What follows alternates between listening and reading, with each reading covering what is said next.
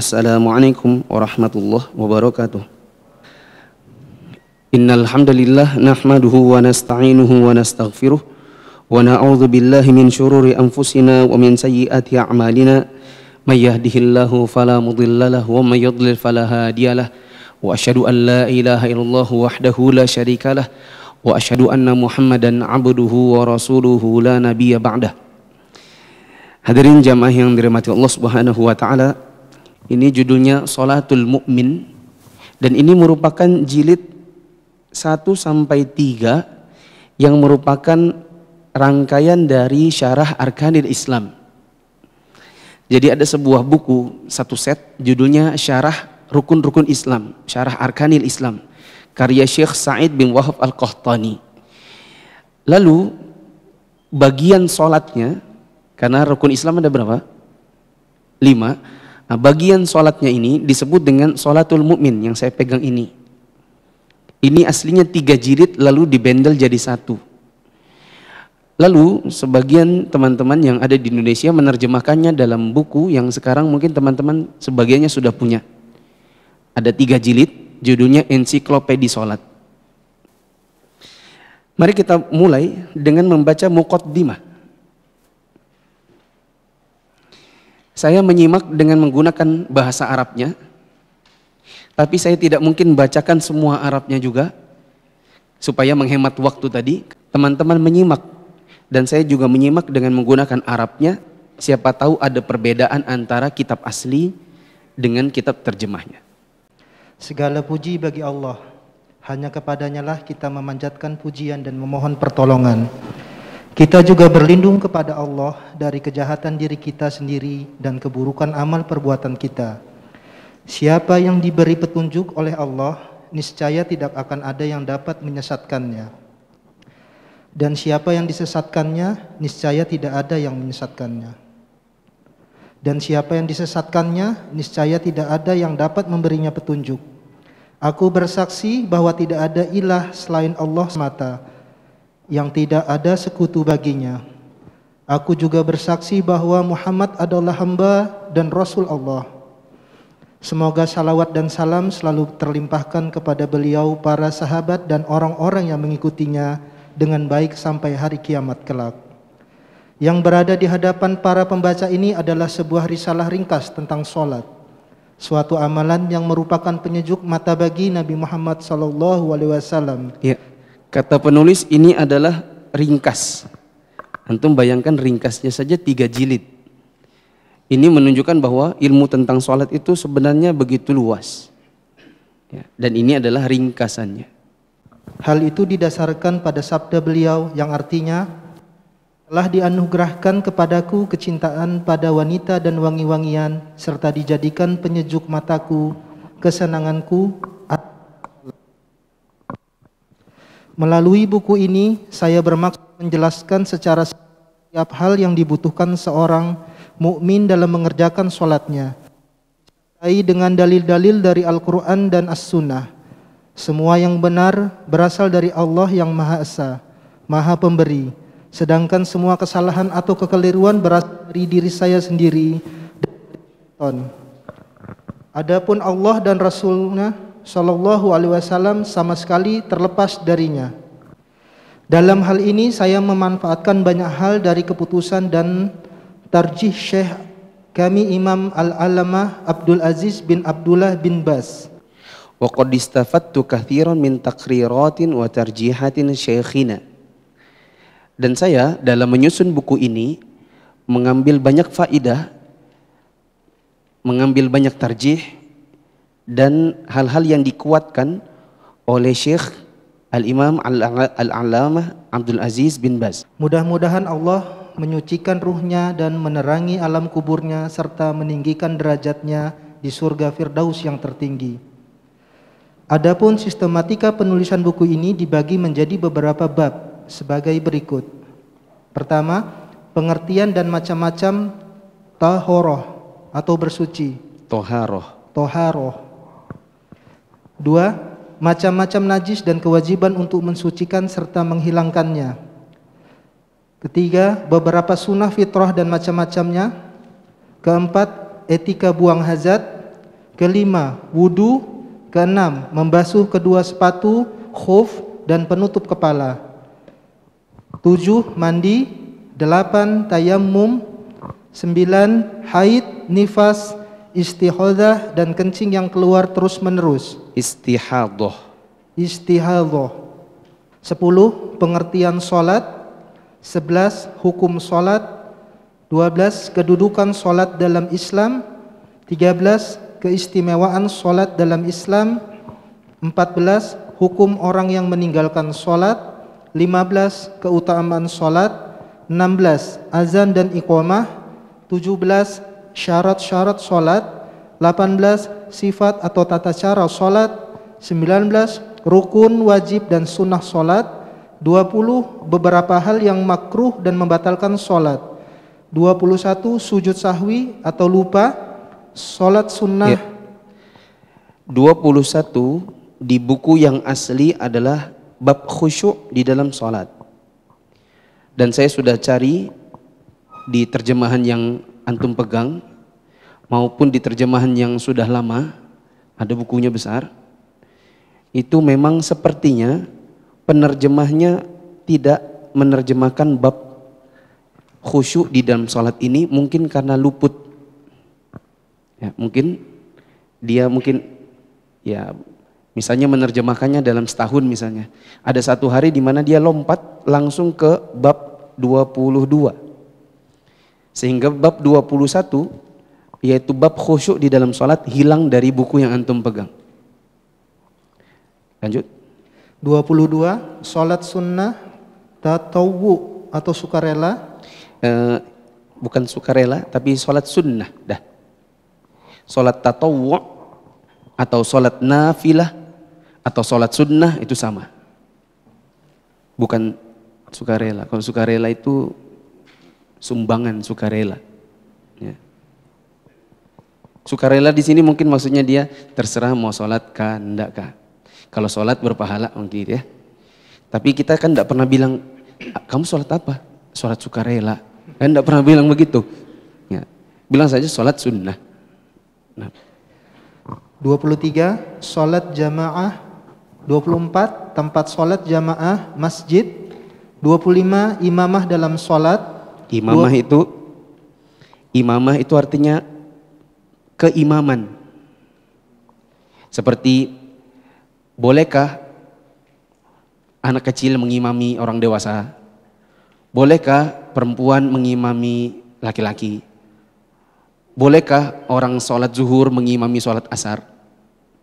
Bolehkah orang sholat ba'diyah zuhur mengimami orang sholat zuhur? Nah itu babnya di situ. Lanjut. 26, sholat yang sakit. 27, sholat musafir atau orang dalam perjalanan. Dan biasanya kalau kita bicara orang sholatnya orang yang musafir, kita paling mengenal ada dua istilah. Apa istilahnya? Jamak qasar dan jamak qasar. Jamak sendiri, qasar sendiri, satu lagi jamak qasar. Lanjut. 28, sholat khauf atau sholat takut. Misalnya dalam peperangan. 29, sholat Jumat. 30, sholat Id atau hari raya. 31, sholat gerhana. 32, sholat istisqa atau minta hujan. 33, sholat jenazah dan hukum-hukumnya. Nah, berarti di buku antum ada berapa bab? 33. 33. Dan di buku yang asli ada 34. Bab apa yang hilang di situ? Bab khusyuk di dalam sholat. Nah teman-teman yang dirahmati Allah, antum sudah menyimak tadi ada 30-an bab. Lanjut. Saya berharap semoga Allah Subhanahu wa taala menjadikan amal yang sedikit ini penuh berkah lagi tulus karena mencari keridhoannya, yang dapat mendekatkan penulis dan para pembaca serta penerbitnya ke surga yang penuh kenikmatan. Mudah-mudahan amal ini dapat memberikan manfaat kepada saya semasa hidup dan setelah kematian saya. Dan penulis ini sudah wafat tahun kemarin. Ya, baru wafat tahun kemarin. Sedangkan guru beliau yaitu Syekh Abdul Aziz bin Baz yang tadi sempat disebutkan bahwa penulisan buku ini banyak mengambil tarjih Syekh bin Baz. Setahu saya Syekh bin Baz itu sudah wafat sekitar 22 tahun yang lalu. Sekitar tahun 99 atau 2000. Nah. Serta memberikan manfaat kepada siapa saja yang membacanya. Sesungguhnya ia sebaik-baik zat yang menjadi tempat meminta tumpuan harapan. Cukuplah dia sebagai pelindung kita dan dia adalah sebaik-baik pelindung. Segala puji bagi Allah, Rabb seluruh alam. Semoga Allah Subhanahu wa taala senantiasa melimpahkan salawat kepada Nabi kita Muhammad bin Abdullah sallallahu alaihi wasallam, keluarga, para sahabat dan orang-orang yang mengikutinya dengan baik sampai hari kiamat kelak. Bab 1. Bab 1. Pengertian dan macam toharoh. Apa? Toharoh. Ya, coba sebut. Toharoh. Artinya apa? Bersuci. Jadi Pak Toharoh itu apa? Suci. Ya, bersuci. Pengertian toharoh. Menurut bahasa atau etimologis, toharoh berarti pembersihan dari segala kotoran yang tampak maupun yang tidak tampak. Sedangkan menurut pengertian syariat atau terminologis, toharoh berarti tidak menghilangkan hadas dengan air atau debu yang bisa mensucikan. Selain itu juga berarti upaya melenyapkan najis dan kotoran. Dengan demikian, toharoh berarti menghilangkan suatu yang ada di tubuh yang menjadi penghalang bagi pelaksanaan sholat dan ibadah yang semisalnya. Lanjut. Dua macam toharoh, yaitu batin dan lahir. Pertama, toharoh batin spiritual, yaitu toharoh dari kemusyrikan dan kemaksiatan. Toharoh seperti ini dapat dilakukan dengan cara bertauhid dan beramal soleh. Macam toharoh ini lebih penting daripada toharoh fisik. Bahkan toharoh badan tidak mungkin bisa terwujud jika masih terdapat najis kemusyrikan. Ya, maksudnya begini. Toharoh itu ada toharoh badan dan ada toharoh hati. Di sini disebutkan tadi, bal la yumkinu an taquma taharatul badan ma'a wujudin najasi syirk. Bahkan tidak mungkin ada orang yang membersihkan atau bertoharoh pada badannya padahal masih ada najis kemusyrikan. Contoh, ada orang mau sholat dan sebelum sholat dia wudhu terlebih dahulu, tetapi dia bawa jimatnya masuk sholat, ya. Cuman jimatnya dimasukin dalam baju begitu. Pertanyaannya, sholatnya diterima atau tidak? Sholatnya diterima atau tidak? Tidak diterima. Loh, tapi kan dia sudah wudhu. Kita jawab, wudhu yang dia kerjakan adalah toharoh badan. Sedangkan hatinya belum dia toharohkan, dikarenakan masih menyimpan jimat. Nah, lanjut. Allah berfirman dalam surat At-Taubah ayat 28 yang artinya, sesungguhnya orang-orang musyrik itu najis. Sedangkan Nabi Muhammad SAW bersabda yang artinya, sesungguhnya orang mukmin itu tidak najis. Oleh karena itu, setiap mukallaf berkewajiban untuk mensucikan hatinya dari najis kemusyrikan dan keraguan. Mukallaf, hal itu, apa itu mukallaf? Di situ nggak ditulis ya. Mukallaf itu artinya baligh dan berakal, sehingga dia dibebani syariat. Baligh dan berakal, sehingga dia dibebani syariat. Maka tidak ada syariat sholat, tidak ada pembebanan wudhu dan lain-lain, ya, termasuk sholat tadi, bagi orang yang belum baligh. Sebagaimana tidak ada pembebanan sholat, tidak ada kewajibannya bagi orang yang tak berakal. Dia baru dibebankan bila dia baligh dan berakal. Kalau mau menyingkat baligh berakal, disingkat dengan satu kata. Apa katanya tadi? Coba sebut. Mukallaf. Coba sebut mukallaf. Nah. Kalau balik apa lagi? Balik itu sudah mencapai usia yang Allah sudah membebani dia dengan syariat dan mencatat pelanggaran-pelanggarannya dengan dosa. Umumnya kalau laki-laki dengan mimpi basah atau tumbuhnya rambut-rambut kasar di sekitar kemaluan. Untuk anak-anak perempuan ditandai dengan haid dan tumbuhnya payudara. Nah, itu namanya baligh. Kalau sampai usia 15 tahun belum juga mimpi atau belum juga tumbuh rambut kasar di kemaluan, belum juga mengalami haid, maka 15 tahun itu adalah sudah usia baligh. Begitu ya? Oleh karena itu, setiap mukallaf berkewajiban untuk mensucikan hatinya dari najis kemusyrikan dan keraguan. Hal itu dapat diwujudkan dengan keikhlasan, tauhid, dan keyakinan. Selain itu, mereka juga harus membersihkan diri dan hatinya dari kotoran maksiat, pengaruh dengki dan iri, kecurangan, suap menyuap, sombong, ujub, riya, dan sum'ah. Hal ini dapat dilakukan dengan taubat yang sebenarnya dari segala macam dosa dan kemaksiatan. Toharoh ini merupakan sebagian dari iman, sedang sebagian lainnya adalah toharoh fisik atau lahir. Kedua, toharoh fisik, yaitu bersuci dari berbagai hadas dan najis, dan yang ini merupakan sebagian kedua dari iman. Rasulullah SAW bersabda yang artinya bersuci itu setengah dari iman.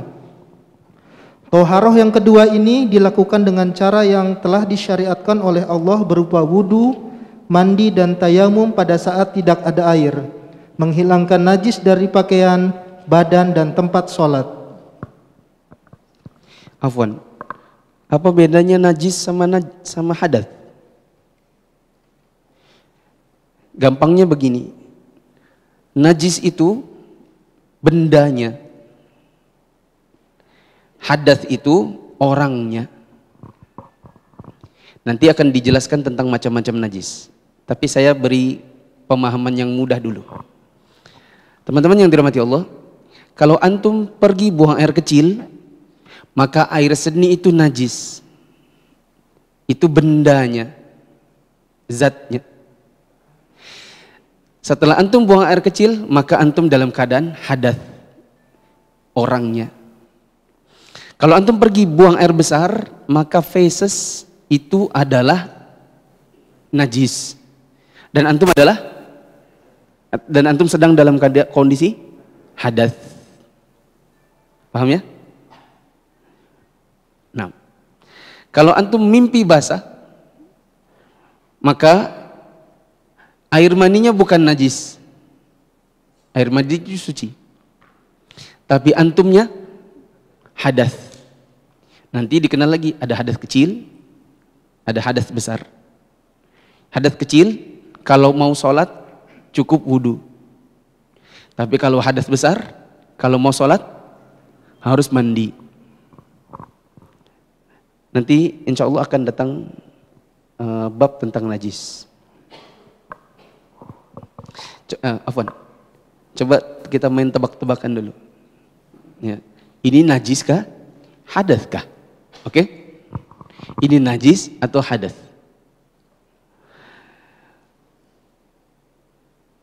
Kita baru keluar dari WC buang air kecil. Hadas atau najis? Kita baru mimpi basah tadi malam dan belum mandi. Kita baru buang angin, feces, air seni. Apa? Kita terpecirit. Kitanya, sedangkan itu cairannya najis. Antum tahu kata terpecirit? Tahu kan? Paham ya? Baik. Tadi malam berhubungan sama istri. Nah, ingat hadas kecil cukup wudu, hadas besar mandi. Nah sekarang mau bangun sholat subuh, ternyata celananya dalamnya basah, dan ingat-ingat, oh ini kayaknya mimpi. Aku ingat nih ada mimpinya. Ini hadas kecil atau besar? Kalau mau sholat mandi atau cukup wudu? Tadi malam berhubungan badan, hadas besar atau hadas kecil? Besar. Kalau mau sholat harus mandi atau cukup wudu? Nah. 3. Toharoh dilakukan dengan 2 cara. Toharoh dengan menggunakan air. Maaf. Tadi disebutkan juga untuk toharoh hissiyah atau toharoh badan atau toharoh fisik, disebutkan di sini wa takunu bima syara'a Allahu minal wudu'i wal ghusli awit tayammum. Disyariatkan dengan 3 model, yaitu wudu, mandi, dan mandi di sini maksudnya adalah mandi janabat namanya, atau mandi wajib atau mandi junub, dan tayammum. Ini istilah yang nanti teman-teman jangan salah-salah ya. Bukan tayamum, tapi tayammum. Kalau orang belajar, dia pasti bisa sebutkan dengan benar istilahnya. Apa istilahnya? Tayammum. Toharoh dengan menggunakan air. Inilah yang pokok. Dengan demikian, setiap air yang turun dari langit atau keluar dari perut bumi adalah dalam posisi dasar penciptaannya, yaitu dapat menyucikan dari hadas dan kotoran, meski telah mengalami perubahan rasa atau warna atau baunya oleh sesuatu yang bersih. Hal ini didasarkan pada sabda Rasulullah SAW yang artinya, sesungguhnya air itu dapat mensucikan yang tidak bisa dibuat najis oleh sesuatu. Ya. Bersuci dengan menggunakan air yang kita bisa lakukan untuk wudu dan mandi. Dan air ini ada yang disebut dengan air mutlak, tapi nggak disebut di sini istilahnya. Yaitu air yang tidak berubah dari asal penciptaannya. Meskipun dikasih kotoran, dikasih najis, itu tidak akan berubah dari asal penciptaannya. Air yang seperti ini maka mutlak bisa dipakai untuk berwudu, bisa dipakai mutlak untuk mandi. Apa saja air-air yang dia tetap pada asal penciptaannya? Coba disebut.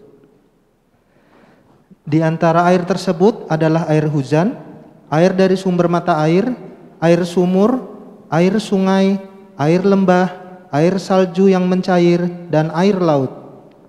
Berkenaan dengan air laut, Rasulullah SAW bersabda yang artinya, laut itu airnya bisa menyucikan dan bangkainya pun halal. Ya, maka teman-teman bisa bersuci dengan menggunakan air hujan, ya, bisa bersuci dengan menggunakan mata air, atau dengan sumur, dengan air sungai, dengan danau, dengan salju, dan air laut. Tapi kalau kita di dalam kehidupan sehari-hari di zaman sekarang, air sungai atau air hujan atau air laut sudah diolah sedemikian rupa hingga kita bisa menggunakannya dalam kebutuhan kita dalam makan, mandi, wudu, dan lain-lain. Ada orang yang menggunakan pompa untuk mengambil air sumur. Ada orang yang menggunakan talang dan menampungnya dalam tandon, ya, sehingga air hujan tertampung untuk kehidupan di dalam rumahnya. Ada juga orang yang memang tinggalnya di pinggiran laut, ya, maka dia bisa menggunakan air-air tersebut untuk bersuci. Ya, hanya saja, ya, kalau mau pakai air laut maka jangan di situ BAB, di situ juga BAK, di situ juga mandi. Ya. Kan seperti orang-orang di sana lah ya. Ya. Jadi di situ dia BAB mamanya, anaknya berenang di situ. Ya. Itu juga jorok gitu. Nah ini bisa misalnya laut yang bersih lah, yang agak-agak sana-sana gitu. Ya. Meskipun tadi disebutkan untuk air laut, meskipun dimasuki najis, dia nggak akan najis. Ya. Tapi tadi saya mengatakan ada pertimbangan soal bersih dan jorok. Ya. Tentu orang tidak akan mau berwudu di satu tempat ya, bersebelahan begitu dengan orang yang buang air.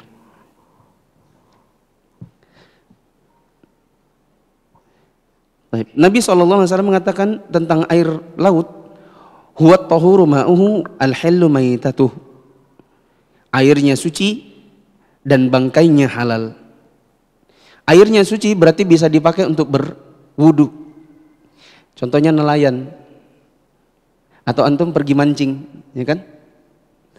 Pergi mancing mulai dari jam 8 pagi, kalau pulang jam 5 sore. Ya. Tapi tentu kalau berkumur-kumur dengan menggunakan air laut kan biasanya asin. Ya, bisa bawa air tawar. Tapi kalau seandainya air tawarnya misalnya nggak ada, maka bisa berwudu dengan menggunakan air laut.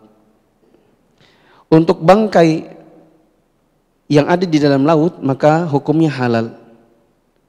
Ya, kecuali bangkai kapal itu jangan dimakan. Tapi ikannya ya itu halal.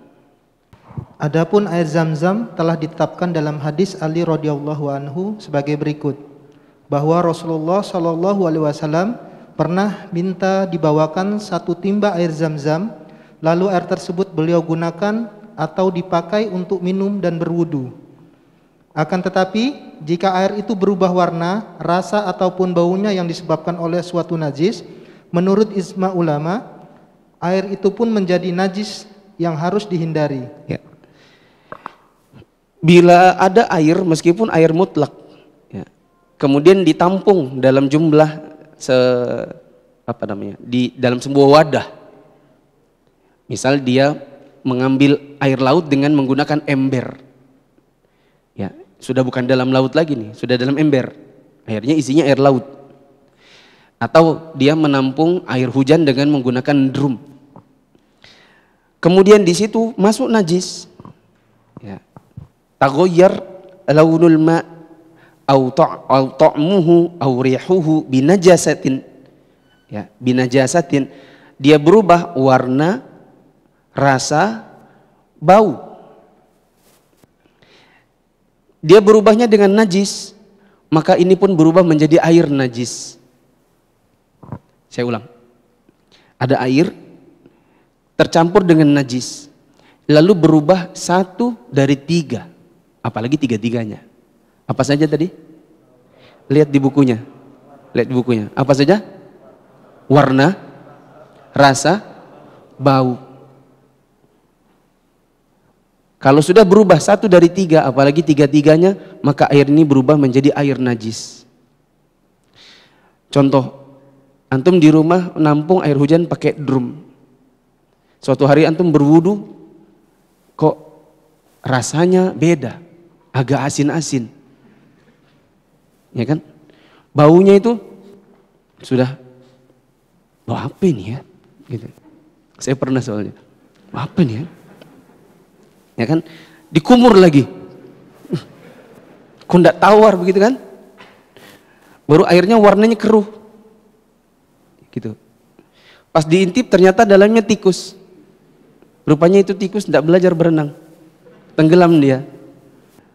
Maka ini sudah berubah air drum yang tadinya air hujan, dan air hujan ini termasuk air mutlak tadinya. Setelah ditampung lalu berubah dengan najis, maka air ini berubah menjadi air najis.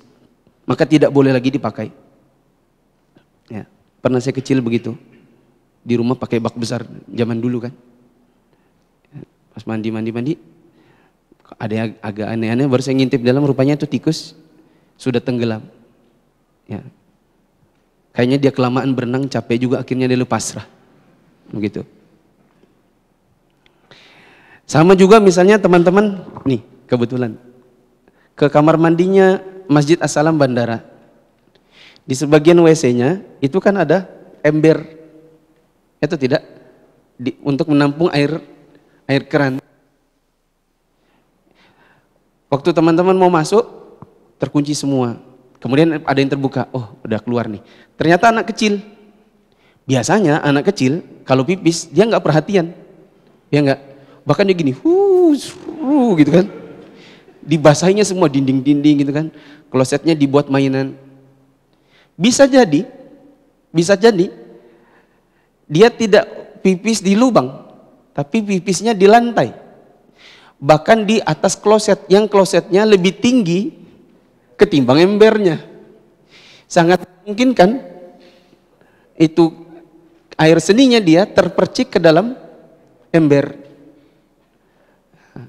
Gimana tuh air ember? Najis kah? Tergantung.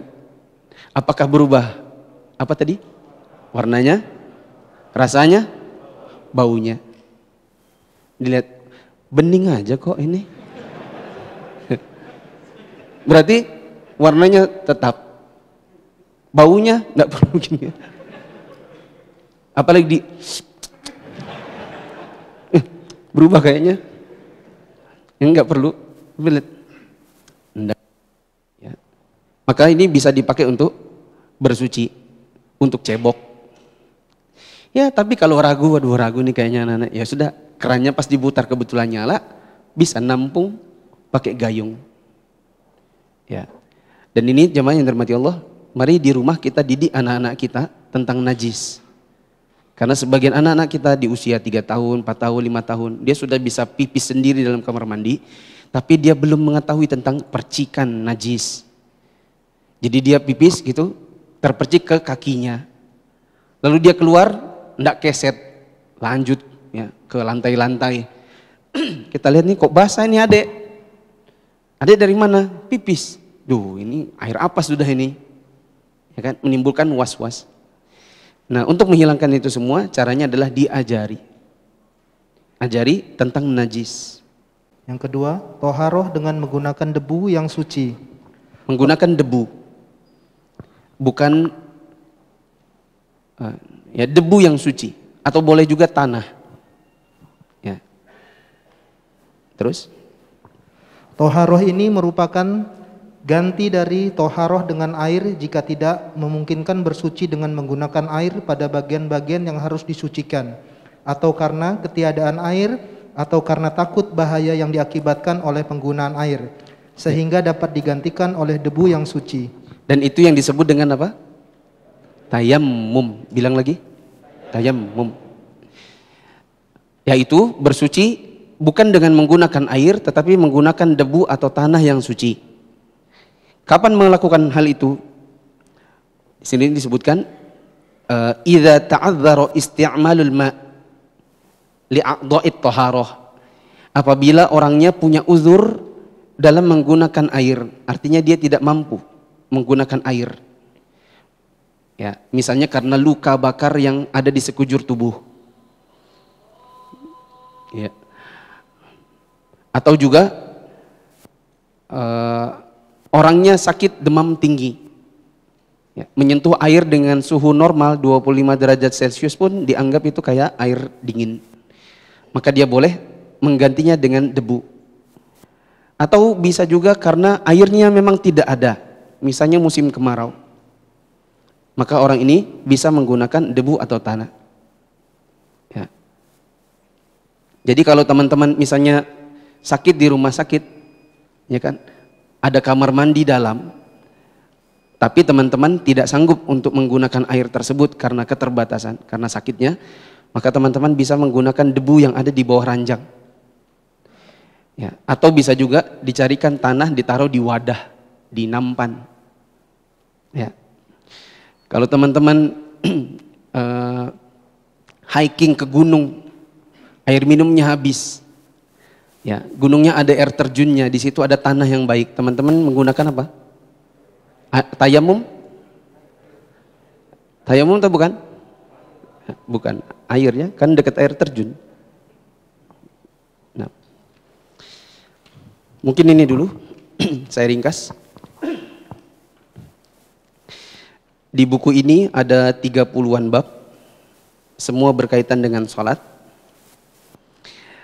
Kita akan mulai dengan bab toharoh, yaitu bab bersuci. Dan bersuci ini mensucikan hati dari syirik dan dari maksiat, serta mensucikan badan dari najis dan hadas. Najis itu kotorannya atau zatnya, sedangkan hadas itu kondisi orangnya. Najis nanti akan ada penjelasannya pada pertemuan yang akan datang. Sedangkan hadas itu ada yang kecil, ada yang besar. Yang mewajibkan wudu hanyalah yang kecil. Sedangkan untuk hadas besar, kalau mau sholat harus mandi terlebih dahulu. Dan bersuci itu ada yang menggunakan air, ada yang menggunakan debu. Untuk air digunakan saat wudu dan mandi, sedangkan debu digunakan saat bertayamum. Dan insya Allah penjelasan lebih detailnya akan kita dengarkan atau kita baca pada pertemuan-pertemuan yang akan datang. Kurang lebihnya saya mohon maaf, ini dulu. Subhanakallahumma wa bihamdika asyhadu an la ilaha illa anta astaghfiruka wa atubu ilaik. Wassalamualaikum warahmatullahi wabarakatuh. Dakwah semampumu.